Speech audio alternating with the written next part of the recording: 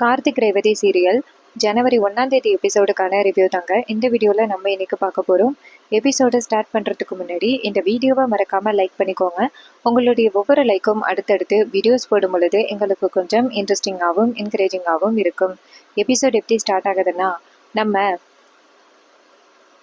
சாமுண்டி சரி சொல்கிறாங்க, இங்கே பாருங்க கலசத்தை கொண்டுட்டு வந்தாச்சு, இங்கே பாரு ரேவதி, நீ தான் இந்த கலசத்தை வச்சு பூஜை பண்ணணும் அப்படின்னு.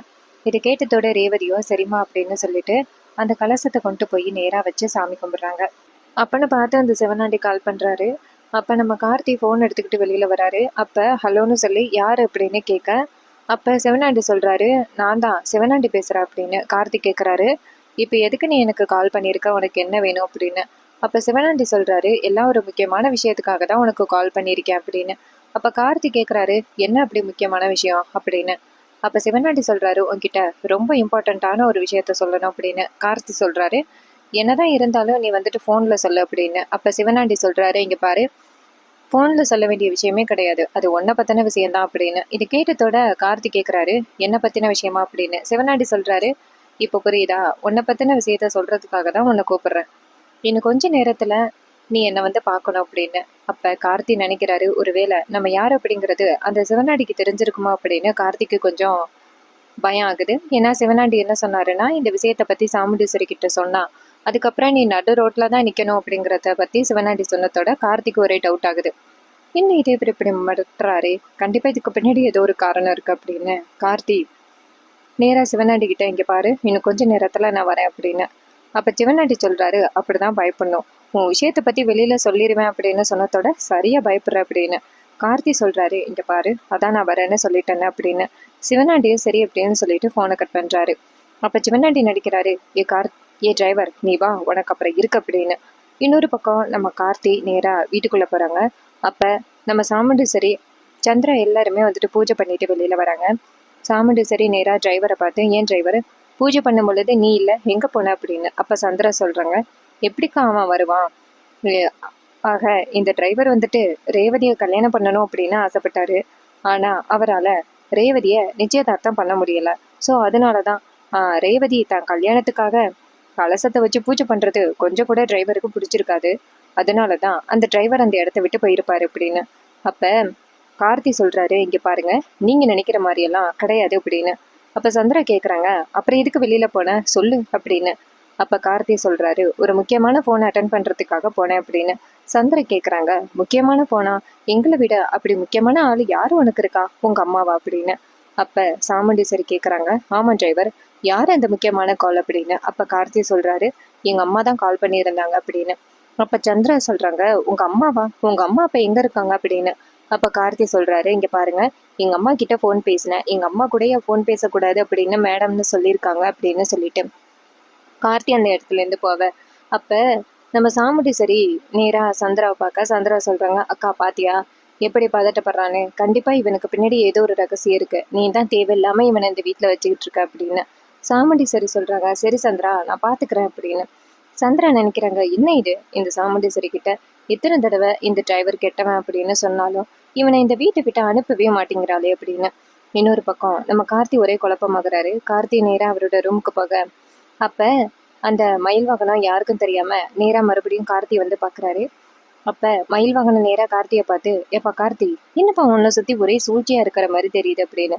கார்த்தி கேட்குறாரு, என்ன சூழ்ச்சின்னு சொல்லுங்க அப்படின்னு. மயில் வாகனம் சொல்கிறாரு, எப்போ பார்த்தாலும் என்னோட சின்ன மாமியார் நீ இந்த வீட்டை விட்டு போகணும் அப்படின்னு பல வகையில் முயற்சி பண்ணிக்கிட்டு இருக்க மாதிரி தெரியுது, ஒருவேளை அவங்க தான் இந்த மாதிரி ரெடி பண்ணியிருப்பாங்களோ அப்படின்னு. கார்த்தி கேட்குறாரு, என்ன சொல்கிறீங்க அப்படின்னு. அப்போ மயில் வாகனம் சொல்கிறாரு, இங்கே பாருப்பா, உன்னை பற்றி சின்ன மாமியாருக்கு எதுவுமே தெரியாது, ஆனால் உன் திறமை சின்ன மாமியாருக்கு கொஞ்சம் கூட பிடிக்கவே இல்லை, நீ இந்த வீட்டில் இருந்தால் அவங்களுக்கு ஏதோ ஒரு பிரச்சனையாகுது, அதனால தான் எப்படியாவது உன்னை இந்த வீட்டை விட்டு அனுப்பணும்னு நினைக்கிறாங்க, அதே மாதிரி தான் அந்த சிவனாண்டியும் நினைக்கிறான் அப்படின்னு. அப்போ கார்த்தி சொல்கிறாரு, நான் போயிட்டு மகேஷ் கிட்டையும் மாயா கிட்டையும் விசாரிச்சப்போ அந்த சிவனாண்டி தான் என்ன மாட்டி விட சொல்லியிருக்கான் அப்படின்னு.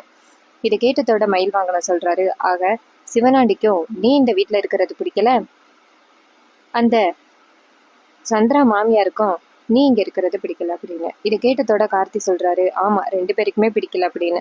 மயில் வாகனம் சொல்கிறாரு, புருஷன் மண்டாட்டி 2 பேரும் ஒரே மாதிரி யோசிக்கிறாங்கல்ல அப்படின்னு.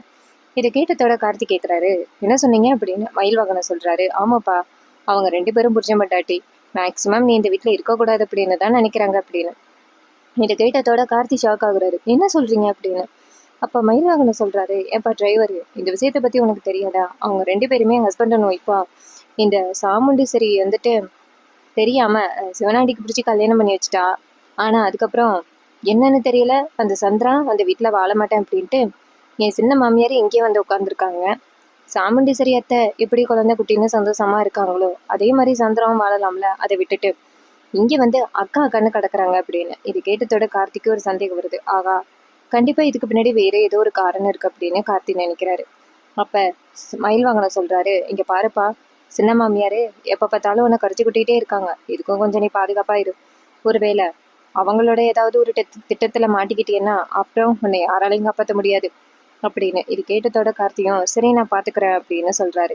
அதுக்கப்புறமா மயில்வாகனம் சொல்றாரு, சரி யாருக்கிட்டே ஃபோன் பேச வெளியில போனேன், ஏதோ கோவமா பேசிக்கிட்டு இருந்தா தான் நான் பார்த்தேன். யாருக்கிட்ட ஃபோன் பேசிக்கிட்டு இருந்த அப்படின்னு கார்த்தி சொல்றாரு, எல்லாம் அந்த சிவனாண்டி தான் அப்படின்னு. இது கேட்டதோட மயில்வாகனம் சொல்றாரு, என்ன சிவனாண்டியா? அவன் எதுக்கு உனக்கு கால் பண்ணான் அப்படின்னு. அப்ப மயில்வாகனம் சொல்றாரு, என்னன்னு தெரியல, ஏதோ ஒரு முக்கியமான விஷயமா என்னை பார்க்கணும் அப்படின்னு கூப்பிட்டுருக்காரு அப்படின்னு. இது கேட்டதோட மயில்வாகனம் சொல்றாரு, இங்க பாருப்பா, அவன் நல்லவனே கிடையாது. அவனை போய் பாத்தியனா கொஞ்சம் பாதுகாப்பா போய்க்க. நான் வேணா உனக்கு பாதுகாப்பா வரவா அப்படின்னு. அப்ப கார்த்தி சொல்றாரு, அதெல்லாம் ஒண்ணு வேணாம், நான் பாத்துக்கிறேன் அப்படின்னு சொல்லிட்டு கார்த்தி நேரா அந்த சிவனாண்டியை பாக்குறதுக்காக கிளம்புறாங்க. அப்பன்னு பார்த்து சாமுண்டீஸ்வரி நேரா கார்த்தியை பார்த்து, டிரைவர் ஒரு நிமிஷம் இல்லை அப்படின்னு சொல்ல, கார்த்தி நேரா சாமுண்டீஸ்வரி கிட்ட சொல்லுங்க மேடம் அப்படின்னு சொல்ல, சாமுண்டீஸ்வரி கேட்குறாங்க, இந்த நேரத்துல நீ எங்க போற அப்படின்னு. அப்ப கார்த்தி சொல்றாரு, ஒரு முக்கியமான வேலை மேடம், போன உடனே வந்துடுவேன் அப்படின்னு. அதுக்கு சாமுண்டீஸ்வரி கேட்குறாங்க, அப்படி என்ன முக்கியமான வேலை அப்படின்னு. சந்திர கேட்குறாங்க, உனக்கு தான் யாருமே இல்லையே, நீ யாரை பார்க்கறதுக்காக போற அப்படின்னு. அப்ப டக்குன்னு நம்ம ரேவதி நினைக்கிறாங்க, ஒருவேளை டிரைவர் அவங்க அம்மாவை பார்க்கறதுக்காக போறாரோ அப்படின்ட்டு. ரேவதி அங்கேருந்து வந்து சாமுண்டீஸ்வரி கிட்ட, அம்மா அவருக்கும் குடும்பம்னு ஒன்று இருக்குல்லம்மா, அதை போய் பார்க்கணும்ல, அதுக்கு தான் போறாரு அப்படின்னு. இதை கேட்டதோட சந்திரா சொல்றாங்க, இங்க பாரு ரேவதி, நீ தேவையில்லாம இவனுக்கு சப்போர்ட் பண்ணிக்கிட்டு இருக்க அப்படின்னு. ரேவதி சொல்றாங்க, இங்க பாருங்க சித்தி, நீங்க தான் தேவையில்லாம டிரைவரா சந்தேகப்பட்டுக்கிட்டு இருக்கீங்க. தொட்டதுக்கும் அவரை பார்த்தா ரொம்ப பாவமா இருக்கு, தயவு செஞ்சு அவரை சந்தேகப்படாதீங்க அப்படின்னு சொல்ல. ஸோ இதை கேட்டுட்டு சாமுண்டீஸ்வரி நேரா கார்த்தியை பார்த்து, இங்க பாருப்பா டிரைவர், என்னை மன்னிச்சிடு, உனக்கும் குடும்பம் அப்படிங்கிறத நான் மறந்துட்டேன். இங்க பாரு, உன்னோட அம்மாவை ரேவதியோட கல்யாணத்துக்கு கண்டிப்பா கூட்டிட்டு வரணும் அப்படின்னு. சந்திரா சொல்றாங்க, அது வரைக்கும் இவன் இந்த வீட்டுல இருந்தா தானக்கா அப்படின்னு. அப்ப நம்ம கார்த்தி நேரா சந்திராவை பார்த்து முறைக்கிறாங்க. அப்ப சந்திரா நினைக்கிறாங்க, நீ என்ன பண்ணாலும் இந்த வீட்டுல கண்டினியூவா இருக்க முடியாது. நாளைக்கு கலசம் காணாம போனதோட உன் மேல நான் பழி போடுவேன். அப்ப எல்லாரும் சேர்ந்து உன் பக்கம் திரும்புவாங்க. அதுக்கப்புறம் நீ இந்த வீட்டை விட்டு அவமானப்பட்டு போக போற. உன்னை இந்த வீட்டை விட்டு துரத்தணும் அப்படின்னு நினைச்சுக்கிட்டு இருந்தோம், அதே மாதிரி நடக்க போகுது அப்படின்னு சந்திரா ரொம்ப சந்தோஷப்படுறாங்க. இன்னொரு பக்கம் நம்ம கார்த்தி நேரா சிவனாண்டியை பார்க்கறதுக்கு போறாரு. அப்ப சிவனாண்டி ஒரு இடத்துல நின்றுட்டு இருக்கா. கார்த்தி நேரா சிவனாண்டி கிட்ட போயிட்டு, இப்பதி நீ எதுக்கு என்ன கூப்பிட்ட அப்படின்னு கேட்க, சிவனாண்டி சொல்றாரு, உன்னை பத்தின ஒரு உண்மையான விஷயம் எனக்கு ஒண்ணு தெரிஞ்சிருக்கு அப்படின்னு. கார்த்தி கேட்கிறாரு, அப்படி என்ன உண்மையான விஷயம் அப்படின்னு. சிவனாண்டி சொல்றாரு, இங்க பாரு, நீ யாரோட பேரன், எதுக்காக அந்த சாமுண்டீஸ்வரி வீட்டுக்கு வந்திருக்க அப்படிங்கிறது எல்லாமே எனக்கு தெரிஞ்சு போச்சு அப்படின்னு. இதை கேட்டதோட கார்த்தி கேட்குறாரு, என்ன சொல்றீங்க, எனக்கு ஒன்றும் புரியல, நீங்க தேவையில்லாம டெஸ்ட் பண்ணி விடாதீங்க அப்படின்னு. அப்ப சிவனாண்டி சொல்றாரு, அப்புறம் எதுக்கு, நான் உண்மையை சொல்லிடுவேன் அப்படின்னு சொன்னதோட இப்படி பதட்டப்பட்டு ஓடி வர அப்படின்னு. கார்த்தி கேட்குறாரு, இங்க பாருங்க, இந்த விஷயத்த பத்தி யாருக்கிட்டையும் சொல்லாதீங்க, நான் குடும்பத்தை சேர்க்கறதுக்காக தான் நான் வீட்டுக்குள்ள வந்திருக்கேன் அப்படின்னு. சிவனாண்டி சொல்றாரு, இங்க பாரு, நீ அந்த குடும்பத்தை சேர்க்க வந்திருக்க அப்படின்னா நான் எதுக்கு இருக்கேன், எப்படியாவது அந்த குடும்பத்துக்குள்ள கலகத்தை மூட்டி சாமுண்டீஸ்வரிய எனக்கு அடிமையாக்கணும் அப்படிங்கிறது தான் என்னுடைய திட்டமே. ஆனா நீ இடையில வந்து வீட்டுக்குள்ள இருந்துக்கிட்டு நாங்க என்ன பிளான் பண்ணாலும் அதை எப்படியாவது ஒரு வகையில சொதப்பி விட்டுற. நீ இருக்கிற வரைக்கும் எங்களுக்கு பிரச்சனை தான், எங்களோட அடுத்த டார்கெட்டு நீ தான் அப்படின்னு கார்த்திக் கேட்குறாரு. எங்களோடன்னு சொல்றியே, யாரு கூட சேர்ந்து இந்த திட்டத்தை பண்ணிக்கிட்டு இருக்க அப்படின்னு. அப்ப சிவனாண்டி சொல்றாரு, உன் வீட்டுக்குள்ளேயே எனக்கு ஆதரவு கொடுக்குறவ ஒருத்தி இருக்கா, அவளை வச்சுதான் நான் இந்த வேலையெல்லாம் பண்ணிக்கிட்டு இருக்கேன் அப்படின்னு. இது கேட்டதோட கார்த்திக்கு பேரதிர்ச்சி, யாரு உனக்கு ஹெல்ப் பண்றா அப்படின்னு. அப்ப சிவனாண்டி சொல்றாரு, அத யாருன்னு நான் சொல்ல முடியாது, ஆனா கூடிய சீக்கிரம் நீ புரிஞ்சுப்ப அப்படின்னு. இது கேட்டதோட கார்த்தி சொல்றாரு, இங்க பாரு, துரோகிகளை வீட்டுக்குள்ள வச்சுக்க கூடாது அப்படின்னு சாமுண்டீஸ்வரி மேடம் அடிக்கடி சொல்லியிருக்காங்க. ஒருவேளை சாமுண்டீஸ்வரி மேடத்துக்கு தெரிய வந்துச்சுன்னா அவ்வளோதான் அப்படின்னு. அப்போ சிவனாடி சொல்கிறாரு, அப்போ நீ யாரு? அந்த வீட்டுக்குள்ள சாதாரண டிரைவர் அப்படின்னு சொல்லிட்டு புகுந்திருக்க. ஆனால் நீ ராஜ சேதுபதியோட பேரன் அப்படிங்கிறது எனக்கு தெரிஞ்சு போச்சு. இந்த விஷயத்தை பற்றி சாமுண்டீஸ்வரிக்கு தெரிய வந்துச்சு அவ்வளோதான். நீ தான் ரேவதியை கல்யாணம் பண்ணுறதுக்காக இப்படி ஒரு திட்டத்தை போட்ட அப்படிங்கிறது அந்த சாமுண்டீஸ்வரிக்கு தெரிஞ்சு போயிடும். அதுக்கப்புறமா சாமுண்டீஸ்வரி நீ என்ன ப்ரூவ் பண்ண முயற்சி பண்ணாலும், நீ எப்படி அந்த வீட்டில் இருக்க ட்ரை பண்ணாலும் கண்டிப்பாக அந்த சாமுண்டீஸ்வரி உன்னை இந்த வீட்டுக்குள்ளே அனுமதிக்க மாட்டான். நீ அந்த வீட்டை விட்டு போய்கிட்டே இருக்கலாம் அப்படின்னு. இது கேட்டதோட கார்த்தி நேராக சிவனாண்டியை பார்த்து, நான் தான் ராஜ சேதுபதியோட பேரன் அப்படிங்கிறது கண்டிப்பாக சாமுண்டீஸ்வரி அத்தைக்கு தெரியக்கூடாது அப்படின்னு. அப்போ சிவனாண்டி சொல்கிறாரு, இங்கே பாரு, நீ அந்த வீட்டுக்குள்ளே இருக்கிற வரைக்கும் உங்களுக்கு பிரச்சனை தான். ஆனால் நீ அந்த ராஜ சேதுபதியோட பேரன் அப்படின்னு இப்போதைக்கு நான் சொல்ல மாட்டேன். ஏன்னா உன் மேலே ஒரு நல்ல அபிப்பிராயம் அந்த சாமுண்டீஸ்வரிக்கு இருக்கு. அதுவே நாளை பின்ன நீ தான் அந்த ராஜ சேதுபதியோட பேரன் அபிராமியோட மகன் அப்படின்னு தெரிய வந்துச்சுன்னா கண்டிப்பா அந்த சாமுண்டீஸ்வரி மனசு மாறுறதுக்கு நிறைய வாய்ப்பு இருக்கு. அப்புறம் அவளோட பொண்ணுங்க ஒருத்தரை உனக்கு கல்யாணம் பண்ணி வைக்கிறதுக்கு கூட வாய்ப்பு இருக்கு. அதை கண்டிப்பா நான் விட மாட்டேன். அதனாலதான் நான் இப்படிப்பட்ட ஒரு முடிவு எடுத்திருக்கேன். இப்போதைக்கு உன்னை பத்தி அந்த வீட்டுல உள்ள யாருக்கிட்டையும் சொல்ல மாட்டேன். ஆனா அந்த வீட்டுல இருந்து உன்னை எப்படி துரத்தி அடிக்கிறது அப்படின்னு எனக்கு தெரியும். வேற வழியை பயன்படுத்தி உன்னை வீட்டை விட்டு துரத்தி அடிக்கிறேன் அப்படின்னு சொல்ல கார்த்தி வந்துட்டு நேரா அந்த ராஜ சேதுபதியை பத்தி சொல்றாரு. இங்க பாருங்க, எங்க தாத்தா இந்த குடும்பம் ஒத்துமையா இருக்கணும் அப்படின்னு தான் நினைச்சு இதை பண்ணிக்கிட்டு இருக்காரு. ஆனா அந்த குடும்பத்துக்குள்ள கலகத்தை மூட்டி அந்த குடும்பத்தையே ஒரு பிரச்சனையாக்குனது உங்க அப்பன். உங்க அப்பாவால தான் இன்னைக்கு எங்க அத்தையும் எங்க தாத்தாவும் இப்படி பகையோட இருக்காங்க அப்படின்னு.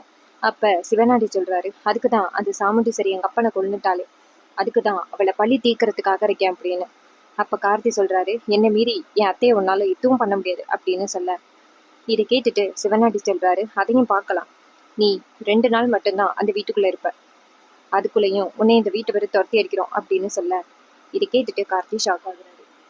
அதுக்கப்புறமா சிவனாடி சொல்றாரு, சரி சரி போப்பா அப்படின்னு சொல்ல கார்த்தி அந்த இடத்துல இருந்து கிளம்புறாரு. கார்த்தி நேரா அந்த பாட்டிக்கு கால் பண்றாங்க, பரமேஸ்வரி பாட்டிக்கு. பரமேஸ்வரி நேரா பாட்டியை பார்த்து, இங்க பாரு கார்த்தி, என்னப்பா ஆச்சு அப்படின்னு கேட்க கார்த்தி சொல்றாரு, பாட்டி நான் யார் அப்படிங்கிற விஷயம் சிவனாடிக்கு தெரிஞ்சு போச்சு அப்படின்னு. பரமேஸ்வரி சொல்றாங்க, ஐயோ அந்த சிவனாடிக்கா? அவன் கண்டிப்பா இந்த விஷயத்த சாதாரணமா வச்சிருக்க மாட்டானே அப்படின்னு. அப்ப கார்த்தி சொல்றாரு, இங்க பாருங்க பாட்டி, என்னை பத்தின விஷயத்த அவன் இப்போதைக்கு சொல்ல மாட்டானா. ஏன்னா சொன்னா ஒருவேளை அத்தை என்னை ஏத்துக்கிறதுக்கு வாய்ப்பு இருக்கான். ஏன்னா அத்தை கிட்ட நான் ரொம்ப நல்ல பேர் எடுத்துட்டேன்னு, அதனால ஸோ கண்டிப்பா என்னை இந்த வீட்டை விட்டு அத்தை துரத்த மாட்டாங்க, என்னை வந்துட்டு மருமகனா ஏத்துப்பாங்க அப்படின்னு சிவனாடி நினைக்கிறான். அதனால வேற வழியை பயன்படுத்தி என்ன அந்த வீட்டை விட்டு துரத்துறதுக்காக சிவனாடி பிளான் பண்ணியிருக்கான். ஆனா சிவனாடிக்கு இந்த விஷயத்தை பத்தி எப்படி தெரியும் அப்படின்னு எனக்கு ஒன்றும் புரியல அப்படின்னு. அதுக்கு பரமேஸ்வரி பாட்டி சொல்றாங்க, இங்க பாருப்பா, அந்த கோவில்ல நிறைய பெரிய மனுஷங்க இருந்தாங்க. நீ அந்த கோவில திறந்துப்ப, ஒருவேளை அவங்க கூட யாராவது பார்த்துட்டு சிவனாண்டி கிட்ட சொல்றதுக்கு நிறையவே சான்சஸ் இருக்கு அப்படின்னு.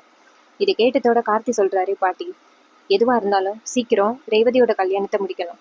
அப்பதான் நான் வந்துட்டு உங்க பையனை உங்ககிட்ட கொண்டாந்து சேர்க்க முடியும் அப்படின்னு. அதுக்கு பாட்டி சொல்றாங்க, இங்க பாருப்பா, இதையே திரும்ப திரும்ப சொல்லாத. ரேவதிக்கும் வேற ஒருத்தனுக்கும் கல்யாணம் ஆக போகுதுன்னு நினைச்சாலே உனக்கு ரொம்ப கஷ்டமா இருக்கு.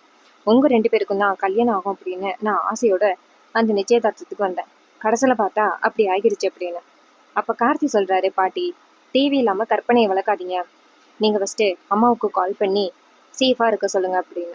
அப்ப பரமேஸ்வரி சொல்றாங்க, சரிப்பா நான் பாத்துக்கிறேன் அப்படின்னு சொல்லிட்டு போனை கட் பண்றாங்க. அதே நேரத்துல கார்த்தி நேரா வீட்டுக்கு வராரு. கார்த்தி வந்ததோட ரேவதி நேரா கார்த்தியை போய் பாக்குறாங்க. கார்த்தி நேரா ரேவதி கிட்ட, சொல்லுமா ரேவதி அப்படின்னு சொல்ல ரேவதி சொல்றாங்க, இந்த வீட்டுல உள்ள யாரையுமே உங்கூட பேசக்கூடாது அப்படின்னு சித்தி சொல்லிட்டாங்க. அதான் நீ காலையில இருந்து சாப்பிட்டியா என்னன்னு கூட தெரியல, அதான் உன்னை சாப்பிட கூப்பிடறதுக்காக வந்தேன் அப்படின்னு.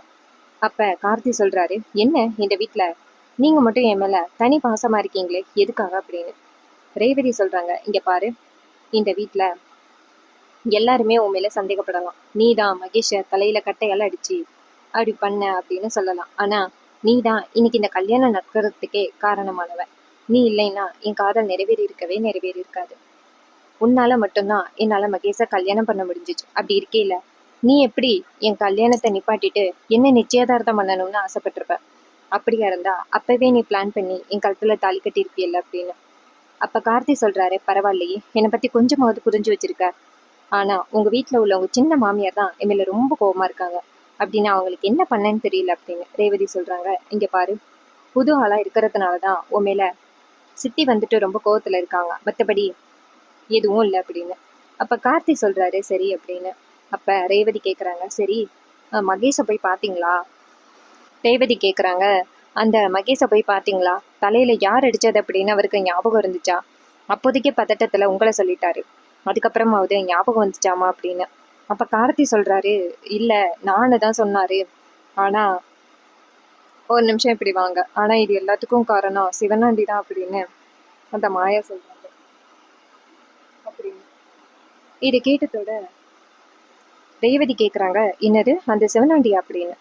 அப்ப கார்த்தி சொல்றாரு, அந்த சிவனாண்டி தான் மகேஷை கடத்திட்டு போயிருக்காரு, கடத்திட்டு போயிட்டு கட்டி போட்டு இருந்திருக்காரு. அப்ப திடீர்னு அவரு என்ன சொல்லியிருக்காருன்னா, ஏன் மேல பழிப்பட சொல்லியிருக்காரு, நான் தான் அப்படி பண்ண சொன்னேன் அப்படின்னு. ஆனா நான் இந்த வீட்டுல இருக்கிறதுனால யாரோ ஒருத்தவங்களுக்கு பிரச்சனையா இருக்கு, அதனாலதான் என்ன இந்த வீட்டை விட்டு துரத்தணும் அப்படிங்கிறதுக்கு ட்ரை பண்ணிக்கிட்டு இருக்காங்க அப்படின்னு. ரேவதி சொல்றாங்க, கண்டிப்பா யாரா இருக்கும், அந்த சிவனாண்டியா தான் இருக்கும். அந்த சிவனாண்டி தான் இந்த குடும்பத்தை ஏதாவது ஒரு வழி பண்றதுக்கு முயற்சி பண்ணிக்கிட்டு இருக்கான், ஒருவேளை அவனா கூட இருக்கலாம் அப்படின்னு சொல்ல கார்த்தி சொல்றாரு, கண்டிப்பா அவனா இருக்கிறதுக்கு நிறைய வாய்ப்பு இருக்கு அப்படின்னு. இது கேட்டதோட ரேவதி சொல்றாங்க, இங்க பாரு டிரைவர், இந்த குடும்பத்துல உள்ள ஒவ்வொருத்தரையும் நீ பாதுகாத்திருக்க, எங்க அம்மாவோட உயிரை 2-3 தடவை காப்பாத்திருக்க, உனக்கு நான் நன்றி கடன் பட்டிருக்கேன். எங்க சித்தி வேணா சொல்லலாம் இதெல்லாம் நாடகம் அப்படின்னு, ஆனா கண்டிப்பா இது நாடகம் இல்லை அப்படிங்கிறது எனக்கு நல்லாவே தெரியும் அப்படின்னு. இது கேட்டதோட கார்த்தி சொல்றாரு, சரி ஓகே ரேவதி, நீ என்கிட்ட பேசிக்கிட்டு இருக்கிறத பார்த்தாரே ஏதாவது சொல்லுவாங்க, ஏற்கனவே நான் உன்னை கல்யாணம் பண்றதுக்கு முயற்சி பண்றேன் அப்படின்னு சொல்லிக்கிட்டு இருக்காங்க, இதுல இந்த பிரச்சனை வேற வேணாம், நீ போமா அப்படின்னு சொல்ல ரேவதியும் சரி அப்படின்னு சொல்லிட்டு அந்த இடத்துல இருந்து போறாங்க. இன்னொரு பக்கம் மயில் வாகனம் வராரு. மயில் வாகனம் நேரா கார்த்தியை பார்த்து, இங்க பாருப்பா சிலம்போ என்னாச்சு அப்படின்னு சொல்ல, அப்ப கார்த்தி சொல்றாரு, என்னால முடிஞ்ச அளவுக்கு என் மேல தப்பு இல்லை அப்படின்னு நிரூபிக்கிறதுக்காக 4 பக்கத்து போராடிக்கிட்டு இருக்கேன், ஆனா எந்த பக்கமுமே எனக்கு சரியான வாய்ப்பு கிடைக்க மாட்டேங்குது அப்படின்னு. அப்ப மயில் வாகனம் சொல்றாரு, இங்க பாருப்பா சிலம்பம், அன்னைக்கு அந்த புடவையை கட்டி இருந்தது மாயாதான், அதுல எந்தவித மாற்றமும் கிடையாது, ஆனா இதுக்கு முன்னாடி வேற ஏதோ ஒரு காரணம் இருக்கு, யாரோ ஒருத்தவங்க உன்கிட்டேந்து தப்பிக்க பாக்குறாங்க, ஆனா எதுக்காகன்னு தெரியல, எதுக்கும் பாத்துக்க, அதோட நீ இந்த வீட்டுல இருக்க கூடாதுன்னு நினைக்கிறாங்கன்னா இந்த குடும்பத்தை ஏதோ வழி பண்ணணும்னு நினைக்கிறாங்க, எதுக்கும் பாதுகாப்பா இருந்துக்கோ அப்படின்னு சொல்ல கார்த்தியும் சரி அப்படிங்கிறாரு. அண்ட் இந்த ப்ரெடிக்ஷன் பிடிச்சிருந்துச்சுன்னா மறக்காம நம்ம வீடியோவை லைக் பண்ணிக்கோங்க, நம்ம சேனலை சப்ஸ்கிரைப் பண்ணிட்டு பக்கத்தில் உள்ள பெல் ஐக்கானை கிளிக் பண்ணி ஆல்னு செட் பண்ணிக்கோங்க, அப்போதாங்க புது புது வீடியோஸ் போடும் பொழுது உங்களுக்கு நோட்டிஃபிகேஷன் வரும், பார்க்கலாம். அடுத்த ப்ரெடிக்ஷன் என்ன நடந்துச்சு அப்படின்னு தெரிஞ்சுக்கணும்னாலும் மறக்காம நம்ம சேனலை சப்ஸ்கிரைப் பண்ணிக்கோங்க.